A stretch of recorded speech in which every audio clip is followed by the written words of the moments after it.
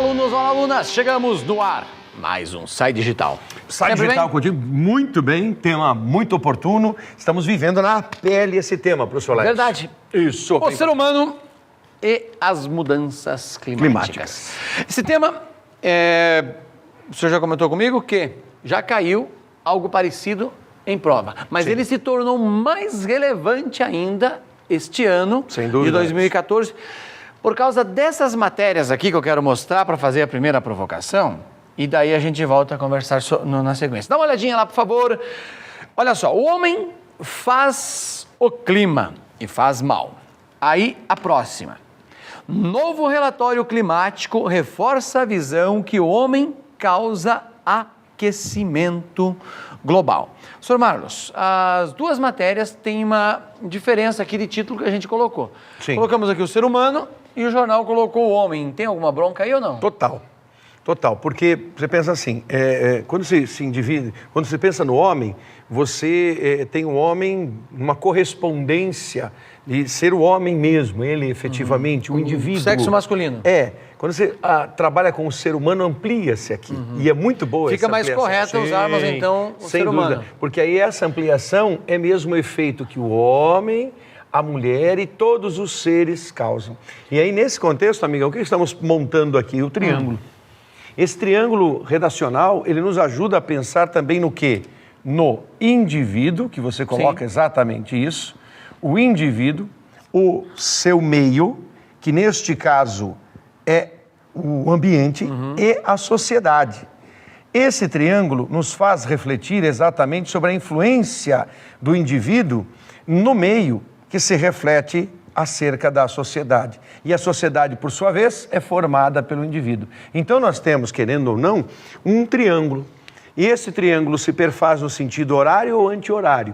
O indivíduo, ele é membro da sociedade, a sociedade está inserida no meio, o meio acaba influenciando a vida do próprio indivíduo. Então, não tem, é mais ou menos aquela apologia que Ferreira Goulart, é o maior poeta brasileiro em atividade, mencionou em uma das suas obras, lá atrás, na poesia marginal, no neoconcretismo.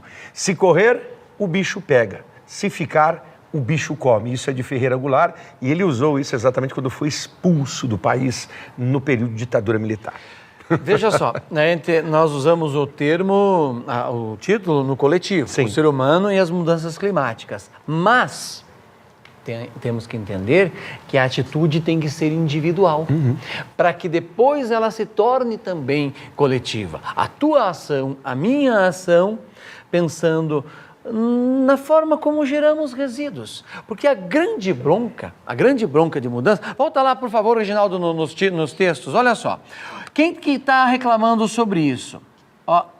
O painel intergovernamental sobre mudança climática. Note que não é algo assim de chutômetro, tá? Vou dar um zoom aqui para que você possa registrar. Deixa eu puxar agora mais para o canto. E olha esta parte do texto que eu destaquei aí.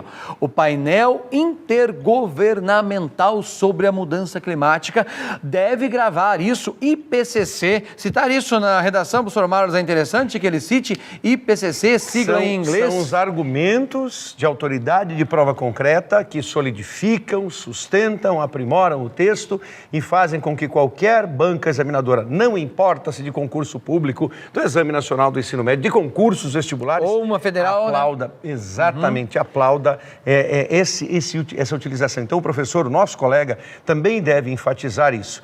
Precisamos recorrer a todos os elementos que contribuem com a formação. Por isso, os conhecimentos da história, da geografia, da filosofia, da sociologia, da biologia, todos os conhecimentos podem se agregar a uma temática. Eu não consigo pensar em discutir um tema ambiental sem recorrer à biologia. Perfeito. Não tem jeito. Eu vou precisar da biologia e vou precisar da geografia também. Claro. Essencialmente. Então, veja lá, continuando esse texto que eu queria que você marcasse. Quem divulgou esses dados? É um novo relatório que aumenta o grau de certeza dos cientistas em relação à responsabilidade do ser humano sobre o aquecimento global. Esta matéria aqui ela está no G1, mas é com dados da ONU, tá? Com dados da ONU. Então, ela é importante nesse sentido.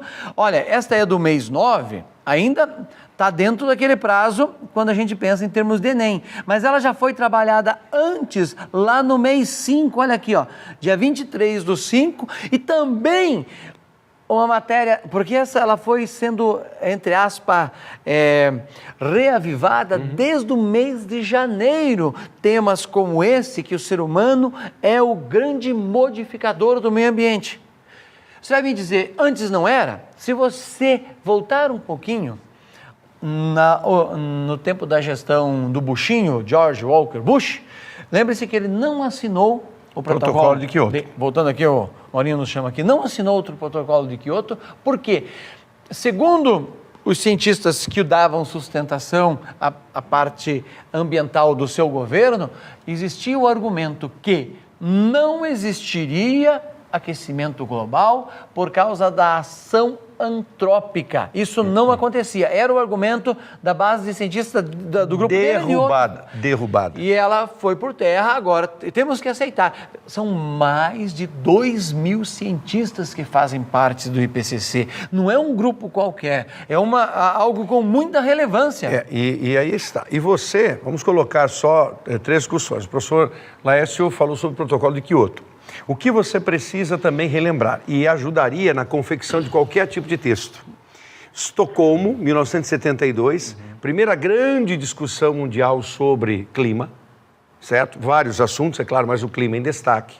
Depois, 20 anos seguiram e vivenciamos a ECO 92, certo? Que foi um evento espetacular. Foi um evento no Rio de Janeiro, uma beleza, finalzinho do século, 92, Rio de Janeiro bonito por natureza, mas nada aconteceu. Aí vivenciamos o quê? A Rio 2012, a conferência ambiental, 20, né? Esta conferência ambiental que deveria ter modificado muitas coisas. Então, espera aí, faça um traçado cronológico. Estocolmo 72, Rio 92, Rio 2012. Rio mais 20. O que mudou efetivamente nesse tracejado, então, e lá se vão, nessa passagem, então, de 40 anos, o que mudou efetivamente? Você vai dizer assim, não, construiu-se pouco, edificou-se pouco, ou praticamente nada. E agora o que nós estamos vivendo? Esse ano de 2015, estamos sentindo na pele situações curiosas. O inverno foi mais rigoroso? Experiência nossa. Você de outros estados que acompanha o trabalho, aqui estamos falando de Curitiba. Nós não ficamos, não diria perplexos, mas ficamos no mínimo inquietos. O nosso inverno não foi rigoroso. Já vivenciamos invernos, bem, esse não foi. E curiosamente, no inverno, temperaturas altíssimas ao final do inverno, e agora em plena primavera, o que ocorreu recentemente? Não é? Aí nessa metade do mês de outubro, Goiânia viveu o dia mais quente da sua história. Os 2 dias mais quentes da sua história, a medição da temperatura em Goiânia, desde 1930, da década de 30, o dia mais quente, o Rio de Janeiro chegou a 42,7. Aí você pergunta, isso é normal ou será que a ação do ser humano influencia? Veja só, pegando o gancho na tua fala inicial, estou aqui agora, vamos lá. Em 72, na Conferência de Estocolmo, Sim. Se você pegar os livros didáticos, a definição de água era a seguinte. Em 72. Água é um elemento natural e renovável. Veja Fato. só. E isso, o pessoal de 72 está por aí. Correto, exato, 40 anos. 40 a turma anos. que comanda Sim. o planeta, que cresceu nesta cultura de pensar que a água era natural e renovável, e isso era enfatizado em todas as séries, fazia-se redações sobre a água, gerou um senso comum e que todo mundo pensa que a água é um elemento natural e renovável. Concordamos que ela é natural, mas percebeu-se que de lá para cá... Não é tão.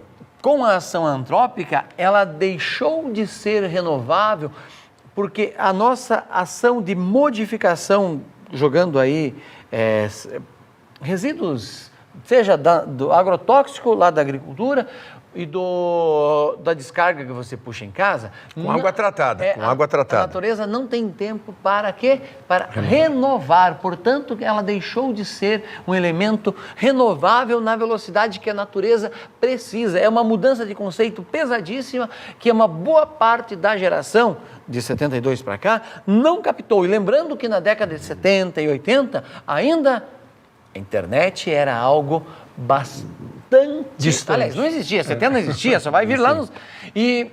Final dos anos 80 para anos 90. O professor Marlos citou aqui eventos extremos, quando ele disse calor aqui, calor lá, chuva aqui. Esse mesmo relatório, do início do ano, e que veio se repetindo até o mês 9, várias matérias sobre isso, que antes teve o encontro do G6 na Alemanha, trabalhou com a seguinte ideia: na forma que estamos hoje, se pararmos completamente de jogar CO2 em volumes gigantescos na atmosfera, os eventos extremos, ou de calor, ou de frio, ou de muita chuva, ou de vendavais, só serão 14 vezes mais. Mas se permanecermos na velocidade que estamos, eles vão atingir 60 vezes mais. Então, se prepare para grandes catástrofes. Vamos falar em Brasil, exatamente. Vamos falar em Brasil. Então, para nós pensarmos juntos, responda para nós, por favor. Qual é a região brasileira com maior escassez de água hoje? O cara ganhou um prêmio, né? Qual é a região brasileira? O governador ganhou um prêmio, né? Eu não sei se foi para ele acabar com a água ou o quê, mas ganhou um prêmio. Qual é a região brasileira com maior escassez de água nessa região brasileira? Aí você vai dizer, mas é claro, Nordeste. Errou quando disse Nordeste, errou. Quantitativamente hoje, algo em torno de 22 milhões de brasileiros vivendo na região do semiárido do Nordeste, 8 estados em torno disso, região do semiárido, passam dificuldade de escassez d'água. Mas olha a contrapartida, Sudeste, só com 2 estados, São Paulo e Minas. Mais de 24 milhões de pessoas são afetadas pela escassez de água. Então, hoje, entre aspas, o deserto brasileiro não é mais o Nordeste. O deserto brasileiro é o Sudeste. E veja, falando do Sudeste, não foi que choveu pouco. Choveu no Sudeste mais do que choveu em Israel. Porém, o problema é a forma de uso. Por exemplo, solo impermeabilizado e esgoto direto no rio. O solo impermeabilizado, a água não infiltra. Quando a água infiltra no solo, ela demora uma semana, um mês, dependendo da situação, para chegar no rio. Com o solo impermeabilizado, onde está tudo calçado, ela chega em poucas horas. E o que acontece? O rio transborda e vai embora. E não tem água de reserva. Então, veja, nenhuma capital brasileira tem água dentro do seu território para abastecer a população. A água que o Sudeste precisa vem de fora, por exemplo, vem de Minas. E não choveu nesta região o suficiente justamente o sul de Minas, abastecer em grande quantidade a parte que mais é povoada do nosso país. É um evento extremo. Agora, qual o problema da mudança climática? Além, por exemplo, da falta de água, que é o que nós sentimos na pele no dia a dia. Sim, no cotidiano.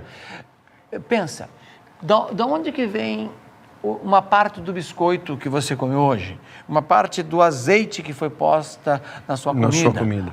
Tudo. Precisou de questão de um clima funcionando regularmente. Para que todos os componentes auxiliem, nós tenhamos uma alimentação. Para a agropecuária possa existir. Porque se aquecer um pouquinho mais ou um pouco menos, você acaba mudando o tempo biológico das plantas. Automaticamente a safra... Exatamente, aí nesse mesmo tom. Estações do ano. Para que elas servem? Elas servem para dizer assim, existe a estação e a meia estação. Quais são as estações, Larcião? Inverno, verão. Sim. As meias estações, outono e primavera. O que você entende? Né? Eu entendo, você efetivamente mais tecnicamente, eu entendo com meia estação. Nem é tão frio, nem é tão calor. É meia estação exatamente por causa disso. Mas essa meia estação é desequilibrada. Totalmente desequilibrada. Parece que nós estamos agora vivendo só meia estação. Parece que não há mais nada de que seja efetivamente lá o caso, só que a tendência é mais para o calor. Então, e essa sensação de mal-estar, ela se dá no contingente todo. Ou seja, começamos a sentir o mal-estar por quê? Porque tudo aquece mais, tudo fica mais quente e a consequência disso é o desequilíbrio. Então, aqui para nós gostamos muito de ipês. Em nossa cidade, os ipês amarelos, os ipês roxos são símbolos, não? Você vê, há ruas que são inteiramente Só amarelinhas floridas, e outras ruas roxas lindíssimas. Só que qual era, eu lembro, e não faz tanto tempo assim, faz algum tempo, mas não tanto tempo assim, que a florada se dava mesmo na meia estação do ipê. Primavera era florada, só que agora não, no inverno já está começando a haver a florada, mas espera aí. Então está florescendo 2, 3 meses antes. Embora este ano fosse um ano de El Niño, que sempre dá um descompasso, mas mesmo assim ele foi anormal. Quer ver alguns dados para rechear mais a fala do professor Marlos? Vamos lá. Dá uma olhadinha aqui nesta... Peguei alguns gráficos para a gente pensar. Olha aí. Perto do irreversível de estudo. Perto do irreversível. Estudo defende que o desmatamento deve não só acabar, como ser revertido. Temos que replantar. Olha a degradação. Você pode ver aí a coisa absurda em relação à Amazônia, né? Você vê aí a questão do corte raso, 762 mil quilômetros quadrados e a degradação. 1 milhão. Quase 20% da floresta sofreu o corte raso. O corte raso é aquele que desaparece com a floresta, tá? Fazer uma comparação em termos de área. Vamos quantificar isso. O equivalente a 3 territórios do estado de São Paulo, ou somados França e Alemanha, ou 184 milhões de campos de futebol. Então, para aí, professor Lércio, um minuto. Quer dizer que as autoridades brasileiras, que o governo federal, que já teve na prática o Ministério do Meio Ambiente atuando, deixa isso acontecer, parece fechar os olhos, deixa que aconteça. Isso, se não é nada, é irresponsabilidade. Completa. Se não é nada, é irresponsabilidade do agente governamental que é omisso, completamente omisso, porque vai dizer assim, mas eu não vou tocar nisso. Como assim? Como assim não vou tocar nisso? Para que foi eleito? Para que foi eleita? Se não toca em questões cruciais para a geração atual e para gerações vindouras, porque este é o problema. Que país herdaremos com um desequilíbrio enorme? E aí o ser humano é o agente responsável pela degradação, porque ele está desmatando a Amazônia. E ele desmata por quê? Por causa da sua sanha, a sanha da lucratividade pessoal, poucos ganhando muito, extorquindo, retirando a riqueza da coletividade. Daí vem aquelas lendas, né? Os Estados Unidos querendo invadir a Amazônia. Não que isso vá acontecer, mas era uma ideia de chamar a atenção, porque os brasileiros não sabem cuidar de nada, nem da sua Amazônia, então que venham os estrangeiros fazer uma nova capitulação brasileira. E daí seria ou a capitulação definitiva do Brasil. Veja mais alguns dados lá para a gente repensar. Onde tem água, olha o que acontece ali, ó. As plantas da Amazônia transpiram, em média, 40 milímetros de água por dia. 40 litros por metro cúbico, né? Milímetro cúbico, desculpa. Isso. Olha lá, uma árvore de 20 metros transpira 1.000 litros em um dia. É muita coisa. Quando você tira a árvore... E se você tirar a árvore, o que tem? Não tem chuva na cidade. Consequentemente... O que acontece no Sudeste é falta de árvore na Amazônia, não no Sudeste. E daí, quando você faz aquilo que você está vendo ali, ó, o boi, a questão do gado, com o corte que se transforma a floresta em pasto, você perde completamente. É apenas 1 milímetro por dia e não 4 litros por milímetro quadrado. E inverte completamente. E para onde vai? A questão do gado que você está vendo, para onde vai isso? Para quem que é? Pessoal, não é para nós. Tem 200 milhões de cabeças de gado nesse país. Daria um boi para cada um. A gente não come um boi por ano. Não. Isso é para alguém lá fora se dar bem. É para outras pessoas se darem bem. Um bebê não come um boi por ano. E o dano ambiental fica aqui. É isso que a gente precisa visualizar. Um exemplo que eu já dei outras vezes, acontece com a carne, mas eu vou pegar um exemplo talvez mais visível no nosso dia a dia. Uma tonelada de ferro nós vendemos por $60. Certo. Então, uma tonelada. Uma tonelada, 100 e tantos, não dá R$500, tá? Ok. Uma tonelada. Uma panela Le Creuset, feita na França, que 2 quilos. Bonitona. Linda, linda. Ela vira herança, eu queria ter uma dessa. Tá R$ 1.300. 1 quilo, 1 quilo, 2, seja 2 quilos de panela. Sim. Veja a importância de você mandar commodity e comprar um produto pronto. Mandamos a carne e outras coisas, depois ele volta em forma de salaminho, de linguicinha ou coisa processada. Outras situações. Além de tudo isso que estamos falando, que injeta em você reflexões, que é a função do nosso trabalho aqui, permitir que você reflita sobre essa situação, o Lécio comentava há pouco sobre a Política Nacional de Resíduos Sólidos. Não perca de vista que este é um tema de grande relevo para quaisquer situações vestibulares, concursos, isso ou aquilo. Se não for a redação desse ano, a gente está batendo essa tecla faz algum tempo. Porque a Política Nacional de Resíduos Sólidos é essa política que permite ao indivíduo, que impõe, na verdade, o agente público do município, que começa lá, a extinção definitiva dos lixões e a criação, manutenção e, é claro, aprimoramento dos aterros sanitários. Só que, infelizmente, isso só se dará lá pelo horizonte de 2018. E já era para ter acontecido. Já era para ter acontecido em 2014. Aí empurraram para 2015, agora vão jogar lá para 2018. Aí em 2018, sim, talvez esta política seja efetiva. E aí, é claro, causa dano ambiental? É óbvio que causa dano ambiental. Então, é o ser humano mudando o clima? Muda o clima, sim, porque ele vai mexendo no entorno. Ele mexe na floresta, ele mexe na cidade, ele está no campo e está atuando mal no campo, atuando mal na cidade. Vai provocar uma degradação ambiental? Vai, não é, Laércio? Claro. E a consequência é uma mudança no clima. Aí só definindo, como sempre você faz e faz muito bem, conceito de tempo e conceito de clima. Tempo. O atual estado da atmosfera. Esse, em tese, tem mudanças dramáticas. Todo dia pode mudar. Mas o clima é a sucessão dos estados da atmosfera medidos durante 30 anos. Então, eu preciso medir isso 30 anos, todos os dias coletando quantidade de chuva, velocidade do vento, temperatura, umidade do ar. Isso. Todos os elementos que formam o tempo atmosférico, para daí, em 30 anos, eu dizer, esse clima é chuvoso, é frio, é quente. Então, não use essa forma errônea de dizer assim, o clima está ruim hoje. Não, o clima... Quando ele estiver ruim, aí complicou. Aí prepare-se para o sofrimento. Mas o tempo, sim. E nós conhecemos bem essa questão do tempo. Algumas vezes vivemos as 4 estações num dia só. Conhecemos bem. O tempo muda, o tempo é variável. O clima não deveria ser a bem da humanidade. Mas agora começa a ser. Por quê? Lembre-se, porque o ser humano... esse tema é relevante.